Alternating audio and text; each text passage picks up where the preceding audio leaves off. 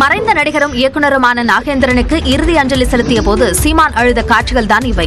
காவல் திரைப்படத்தின் மூலம் இயக்குநராக அறிமுகமான நாகேந்திரன் பல படங்களில் நடித்துள்ளார். இந்த நிலையில் அவர் மாரடைப்பு ஏற்பட்டு திடீரென உயிரிழந்தார். அவரது உடலுக்கு நாம் தமிழர் கட்சியின் ஒருங்கிணைப்பாளர் சீமான் அஞ்சலி செலுத்திய போது கதறி அழுதார்.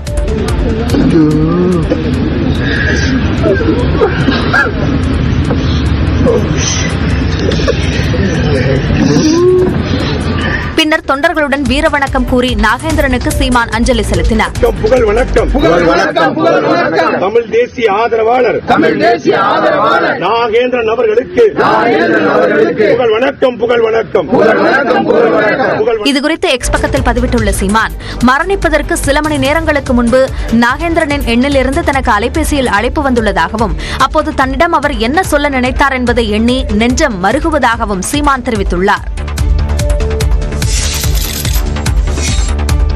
அண்ணாமலை திரும்பி வந்து விடுவாரோ என்ற அச்சத்தில் அவருக்கு நயினார் நாகேந்திரன் செருப்பு வழங்கியதாக நடிகர் எஸ்.வி. சேகர் விமர்சித்துள்ளார். திருச்சியில் திமுக சார்பில் நடைபெற்ற முதலமைச்சர் மு க ஸ்டாலினின் பிறந்தநாள் விழாவில் பங்கேற்று பேசிய அவர் பாஜக முன்னாள் மாநில தலைவர் அண்ணாமலையை கடுமையாக சாடினார்.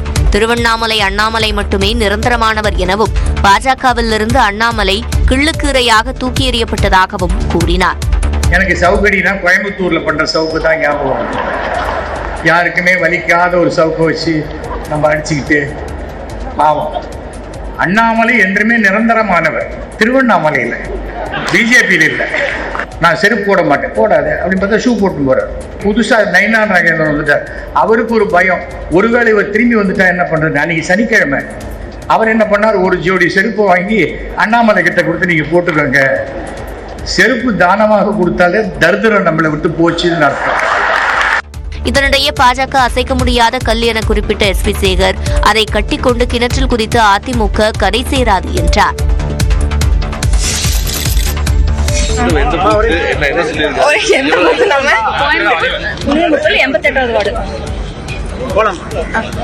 வணக்கம், நாங்க கோயம்புத்தூர் 88வது வார்டுல இருந்து வந்திருந்தோம். தவேக வாக்குச்சாவடி முகவர்கள் கருத்தரங்கில் பங்கேற்றுவிட்டு வெளியே வந்தவர் அளித்த பேட்டிதான் இது. அதற்கு அடுத்த கேள்விக்கும் அவர் அசத்தலான பதிலளித்தார். செமையா பேசியிருந்தாரு. ஏன்னா அவருக்கு நம்மளோட எதிர்கட்சிக்கு தெரிஞ்சிருக்கும் நம்மளோட பவர் என்னன்னு. என்னெல்லாம் சொல்லியிருக்காரு, என்ன விளையாட்டு அவரு ஷார்ட் அண்ட் ஸ்வீட்டா சொல்லிட்டாரு. அவ்வளவுதான். அடுத்த வருஷம் நாம தான். அண்ணா சம்பந்தமா ஒரு கோட் கொடுத்திருந்தாரு. என்ன கோட் கொடுத்திருந்தாரு? அண்ணா குறித்து ஒரு என்ன சொல்லியிருந்தாரு? கூட்டத்தில் என்ன நடந்தது என்பதை கலந்து கொண்ட மற்றொரு பெண் சுருக்கமாக கூறினார். நம்ம எப்படி இது பண்ணுன்றத சொன்னாருங்க. அது போக வந்து பாத்தீங்கன்னா பூத் கமிட்டிக்கு எல்லாத்துக்குமே எப்படி செயல்படணும் அப்படிங்கறத சொன்னாங்க. ஆமாங்க, ரொம்ப ஷார்ட்டா பண்ணாங்க, ஸ்வீட்டா முடிச்சிட்டாங்க. வாக்குச்சாவடி முகவர் என்றால் என்ன, தேர்தலை எப்படி அணுகுவது என்று எதுவும் தங்களுக்கு தெரியாது எனவும் இந்த கருத்தரங்கில் தங்களுக்கு அது குறித்து எடுத்துரைக்கப்பட்டதாகவும் பங்கேற்றவர்கள் தெரிவித்தனர். தமிழ்நாட்டில் ஆளுங்கட்சியினர் தங்கள் சுயலாபத்திற்காக கனிம வளங்களை சுரண்டி வருவதாக மார்க்சிஸ்ட் கம்யூனிஸ்ட் கட்சியின் மாநில செயலாளர் சண்முகம் குற்றம் சாட்டியுள்ளார். விருதுநகர் மாவட்டம் ஸ்ரீவில்லிபுத்தூர் அருகே அச்சம் தமிழ்தானில் உள்ள கல்குவாரி மற்றும் எம்சாண்ட் குவாரிக்கு எதிராக மக்கள் போராடி வந்த நிலையில் அந்த குவாரிகளில் மார்க்சிஸ்ட் கம்யூனிஸ்ட் மாநில செயலாளர் சண்முகம் ஆய்வு மேற்கொண்டார்.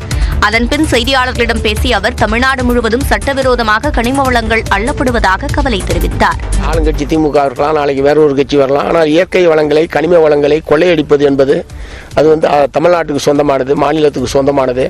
இதில் ஒவ்வொரு ஆளுங்கட்சி வரும்போதும் அவர்களுடைய சுயலாபத்திற்காக இத்தகைய சட்டவிரோத நடவடிக்கையில் ஈடுபடுவதை மார்க்சிஸ்ட் கம்யூனிஸ்ட் கட்சி ஏற்கவில்லை. கனிம வளங்கள் அதிகாரிகள் ஒத்துழைப்புடன் கடத்தப்படுவதாக கூறிய சண்முகம் சட்டவிரோத குவாரிகள் மீது நீதிமன்ற தீர்ப்புக்காக காத்திருக்காமல் அரசே நடவடிக்கை எடுக்க வேண்டும் என்றும் வலியுறுத்தினார்.